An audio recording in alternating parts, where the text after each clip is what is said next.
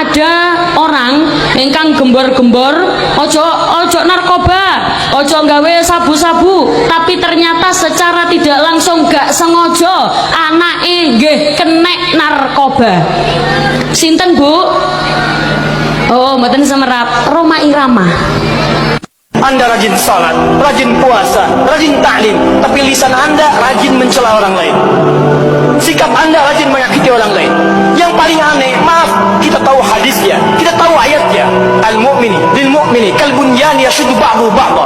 Mukmin satu dengan yang lainnya saling menguatkan. Yang terjadi saat ini, Anda salat, Anda puasa, Anda baca Al-Quran, kenapa Anda saling merasahkan? Kenapa Anda saling menghinakan? Kenapa Anda saling memisahkan? Kenapa Anda saling merusak satu dengan yang lainnya? Oke, assalamualaikum warahmatullahi wabarakatuh. Berjumpa lagi bersama kita di sini channel Sahabat Orchid TV. Dan oke, mudah-mudahan saudaraku semuanya, sahabat-sahabatku semuanya tetap selalu dalam kebaikan, dimudahkan segala urusannya, dilancarkan rezekinya, dan dikabulkan semua hajat-hajatnya. Amin ya robbal alamin. Dan oke, di video kali ini kita akan membawakan kajian singkat daripada beliau, yaitu Gus Baha, dengan tema ini nasihat buat kita semuanya, terpenting yang lagi menuntut ilmu. Ini harus simak sampai akhir selesai biar tidak gagal paham. Yuk langsung saja kita simak videonya. Let's go. Bismillah li sadri wa yassir li amri wahlul 'uqdatam min lisani. Allahumma shalli wa sallim ala habibika Mustafa Muhammadin wa ala alihi washabihi ajmain. Amma ba'du. Bapak Rektor Profesor Fathul Wahid yang saya hormati, teman-teman mahasiswa baru yang sangat kami cintai, karena di sini memang kita semua ingin menjadi manusia ulil albab, agar orisinil saya bacakan ayat yaitu yang ada di 190 Ali Imran. Definisi ulil albab di sini disebut alladzina yazkurunallaha qiyaman wa qu'udan wa 'ala junubihim wa yatafakkaruna fi khalqis samawati wal ardh. Mereka yang mengingat Allah baik saat berdiri, saat duduk maupun saat rebahan, saat santai-santai tiduran, dan selalu berpikir dalam penciptaan Allah, tentang menciptakan Allah menciptakan langit dan bumi. Kemudian dalam berpikir itu menyimpulkan Rabbana ma khalaqta hadza batila, bahwa yang kau ciptakan semua ini tidak ada yang sia-sia, tidak ada yang tanpa guna, tidak ada yang tanpa manfaat. Kemudian diantaranya ingat lagi dengan menyebut subhanaka faqina adzabannar, maha suci engkau, jagalah kami ya Allah dari siksa api neraka. Di sini ulil albab diberi definisi yang sangat religius, karena ini apalagi kita ini di UI Universitas Islam Indonesia, bahwa di antara kaum yang berakal adalah kaum yang sadar bahwa alam raya ini ada yang punya, yaitu Allah Subhanahu wa Ta'ala. Lalu dalam tradisi keilmuan, menstatuskan Allah atau mensifati Allah itu dengan cara-cara yang benar. Di antaranya adalah mengikuti cara Allah mensifati dirinya sendiri. Ini penting saya utarakan supaya apapun cinta kita kepada Allah, jangan sampai kita menstatuskan Allah dengan sesuatu yang Allah itu terbebas dari sifat itu. Hingga dalam banyak ayat diterangkan Subhanahu wa ta'ala begini-begini, terus amma yaqulu zalimuna uluwan kabiro. Jadi Allah nggak mau disifati secara salah oleh orang-orang yang zalim, oleh orang-orang yang kafir. Kita beri contoh misalnya begini, betapa mudahnya Rasulullah mendorong kita mencintai Allah. Misalnya, kamu tidak usah takut rizkinya Allah itu habis. Bukankah kamu berpikir, kata Nabi, aro'aitum, coba kamu angen-angen, kamu pikir berapa Allah ngasih rizki mulai Allah menciptakan langit dan bumi sampai sekarang. Artinya stok makanan yang diciptakan Allah itu luar biasa. Mulai dulu ada dinosaurus ya makanan tidak habis, ada ikan paus ya makanan tidak habis. Padahal ngelihat makanannya mereka itu ngeri betul ya. Tapi nyatanya hewan-hewan yang makanannya super banyak ternyata ya sampai sekarang pun tetap dapat rezeki. Kata Nabi, aro'aitum ma anfaqo mudz khalaqas samawati wal ardh fa innahu la yanfudu ma indah. Lihatlah apa yang diciptakan Allah mulai langit bumi diciptakan, semua makhluk yang hidup semuanya dapat apa? Rezeki, dan semuanya tidak bisa menghabiskan rezeki yang disiapkan Allah Subhanahu wa Ta'ala. Begitu juga di masalah ilmu. Ilmu yang dianugerahkan Allah ke kita ini tidak ada habis-habisnya, dikaji, kemudian tidak ada habisnya. Maka saya berpesan sama adik-adik yang kuliah di UII, bahwa UII adalah didirikan sebagian oleh ulama, ada Keswahid, ada dari unsur Muhammadiyah, ada dari unsur beberapa ormas, dan didirikan murni karena kita ingin umat Islam ini terpelajar yang sangat Indonesia, jadi religius yang sangat Indonesia, atau kalau populernya disebut nasionalis religius. Karena kita tidak pernah ingin Islam benturan dengan negara, negara benturan dengan Islam. Contoh yang paling mudah tentu kita anti narkoba, negara menyediakan ada BNN. Islam mengharamkan curang, korupsi, negara ada KPK. Islam ingin negara ini stabil, nyaman, negara ada kepolisian yang menjaga kestabilan itu. Hingga ketika kita baca al-muslim man salim al-muslimuna min lisanihi wa yadihi, orang muslim itu siapa?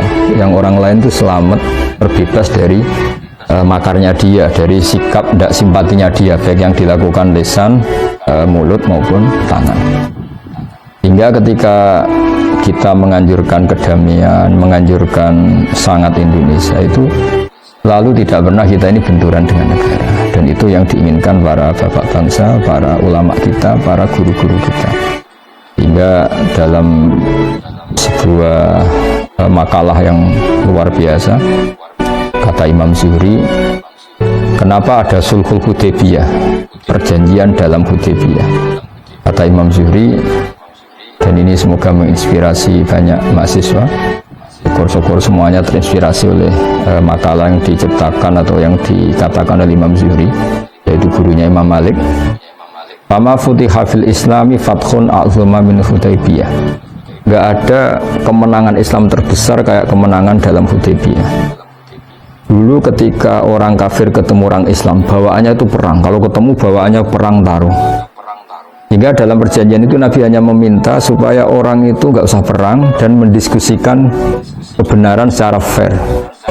Kata Imam Zuhri, fatawadu fil hadis wal munaza'ah, mereka berdebat tanpa tekanan. Falam yatakallam ahadun ya'kilu syai'an minal Islam illa dakhula fihi. Jadi barokahnya damai, barokahnya semuanya damai tanpa tekanan, orang diskusi Islam. Setelah diskusi, siapapun yang berpikir objektif akhirnya tertarik kepada Islam.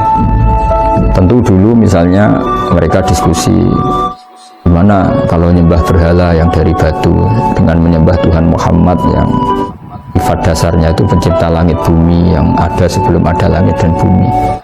Dengan perbandingan-perbandingan seperti itu akhirnya mereka tahu tentu Tuhan Muhammad lebih benar, lebih baik. Hingga artinya kata Imam Zuhri, Islam ini pernah begitu unggul ketika nggak ada perang. Karena ketika nggak ada perang, orang diskusi secara santai, secara rileks, tanpa tekanan, dan pasti yang muncul adalah kebenaran. Sehingga agama ini dibawa oleh satu kebenaran yang nggak perlu ekstrim sebetulnya, karena la ikraha fiddin qad tabayyana rusydu minal ghayy. Artinya untuk mengatakan 2 tambah 2 4 itu nggak perlu perang, karena qad tabayyana rusydu, yang mana yang benar ya jelas, mana yang salah ya jelas. Dan untuk mengatakan kalau yang Tuhan itu harus yang ciptakan langit bumi, yang jadi Tuhan harus yang paling awal, ini sebetulnya la ikraha fiddin, nggak perlu ada pemaksaan, karena qad tabayyana rusydu minal ghayy, yang benar jelas, yang salah juga jelas. Sehingga dengan tradisi akademik ini kita minta beberapa mahasiswa yang nanti pulang ke daerah masing-masing, yang di Papua, di Kalimantan, di Aceh, di berbagai pelosok Indonesia, tolong bawalah agama ini dengan rahmatan lil alamin, dengan santun, dengan baik, karena hakikat kebenaran adalah berkah bagi semua, dan kebenaran mudah dikaji secara sadar kalau kita simpatik. Hingga dalam sebuah tafsir diterangkan, walaupun tafadzun walidal qalbi lan faddu min khalik, andaikan kamu Muhammad keras hati dan kamu tidak simpatik, maka orang akan lari dari kamu.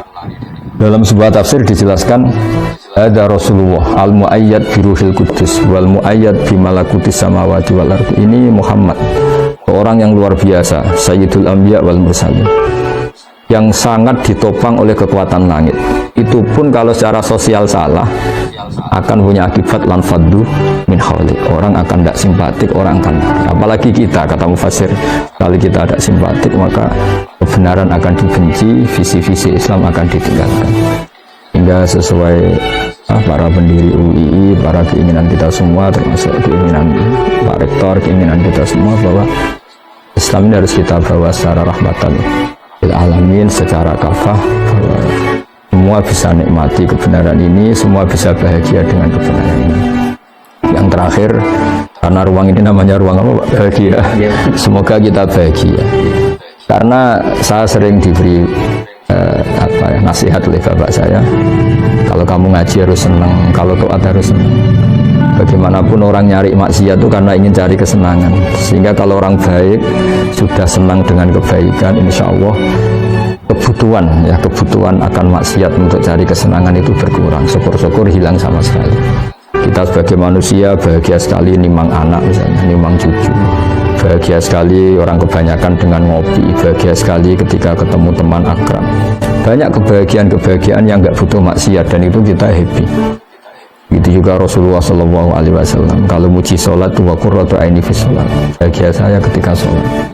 Sehingga kalau beliau punya banyak masalah, beliau ngendikan, mana Bilal kok tidak datang-datang ngajak sholat, sampai beliau ngendikan, arifna ya Bilal, tolong istirahatkan kami dengan sholat. Jadi kebenaran itu harus sesuatu yang membahagiakan, yang nyaman. Dengan seperti itu, insya Allah kita tidak berkebutuhan untuk senang dengan cara-cara yang tidak benar. Sehingga agama ini menyarankan qul bi fadlillah wa bi rahmati fa bidzalika falyafrahu. Ingat selalu fadl Allah, anugerah Allah, kenikmatan-kenikmatan Allah. Dengan cara itu kamu akan bahagia.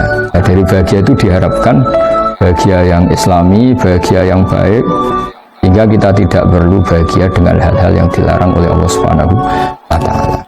Saya kira demikian pesan kami, supaya mahasiswa-mahasiswa tambah berkontribusi terhadap bangsa ini, terhadap agama ini, bahwa definisi ulil albab adalah mereka yang terakhir dalam kesimpulannya mengatakan Rabbana ma khalaqta hadza batila, bahwa semua yang kau ciptakan, aturan-aturan yang kau terapkan, pasti semuanya itu ada hikmahnya. Kita tahu misalnya hikmah terkecil ya, misalnya Allah bikin ini yang ada di kitab-kitab, Allah bikin kutu saja, bikin apa yang di rambut itu kutu atau ketombe, itu barokahnya luar biasa. Ada pabrik sampo yang mungkin mempekerjakan orang berapa dan itu hanya karena Allah bikin kutu. Ketika Allah bikin sesuatu yang paradok, itu juga mengilhami banyak orang. Wa inna lakum fil an'ami la ibrah nusqikum mimma fi butunihi min baini farsi wa damil labanan khalisan sa'ighal lisyaribin. Allah bisa mengelola dari hewan sapi misalnya, ada unsur darah, juga ada unsur kotoran, tapi Allah bisa mengelola dari hewan itu keluar susu sing sa'ighal lisyaribin. Kita hidup juga gitu. Mungkin kita di negara yang enggak ideal, atau di komunitas yang enggak ideal, atau hidup di keluarga yang enggak ideal. Kita hidup kadang antara darah dan kotoran, tapi Allah tetap mampu bikin sesuatu yang luar biasa, yaitu ada labanan khalisan sa'ighal lisyaribin. Maka kata para ulama, jangan putus asa ketika Anda hidup di keluarga yang kurang menopang, atau negara yang tidak seperti yang Anda inginkan, atau di komunitas yang Anda tidak cocok. Karena Allah tetap saja berkemampuan mengeluarkan labanan khalisan sa'ighal lisyaribin. Semoga teman-teman mahasiswa, adik-adik yang mungkin punya keluarga yang orang tuanya broken atau cerai, atau di kampung yang mungkin kurang islami, semua ini tetap kita berharap sama Allah, jangan putus asa, karena agama ini limangkan yarjuhu wal yaumal akhir. Agama ini diperuntukkan bagi yang selalu berpengharapan, dan Allah sangat mengkritik yang putus asa. Jadi apapun kondisi bangsa ini, misalnya kena pandemi, kena macam-macam, Allah selalu mengapresiasi mereka yang selalu berharap lebih baik, Karena dibalik sosial yang nggak benar pun, kayak tadi mimbeni farsin wadamin, antara kotoran dan darah, ternyata Allah tetap saja mengeluarkan labanan khalisan sa'ighal lisyaribin. Dengan penuh tekad ini dan penuh niat yang baik pada bangsa ini, semoga kita dapat petunjuk dari Allah Subhanahu wa Ta'ala dan dapat maunahnya. Saya kira demikian. Assalamualaikum warahmatullahi wabarakatuh. Alhamdulillahirabbil alamin, kita sudah merampungkan kajian singkat daripada beliau, yaitu Gus Bahah, kurang lebih 13 menit. Alhamdulillah. Walaupun kita ngaji hanya lewat YouTube, mudah-mudahan kita dianggap sebagai murid beliau dan bisa menerapkan dalam kehidupan sehari-hari. Terima kasih banyak buat saudaraku semuanya. Jangan lupa like and subscribe dan nyalakan tombol notifikasi biar tidak ketinggalan video-video terbaru dari channel Sahabat Orchid TV. Terima kasih banyak saudaraku. Kurang lebihnya jika ada salah-salah kata mohon maaf. Wassalamualaikum warahmatullahi wabarakatuh. Bye bye.